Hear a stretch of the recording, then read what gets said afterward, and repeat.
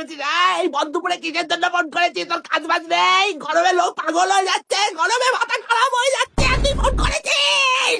বাবা তুই এরকম কেন করছিস রে? আর গরমকালে তো গরমই পড়বে। আর একটু তো গল্প করার জন্যই ফোন করেছিলাম। এই কিসের গল্প তোরা তো?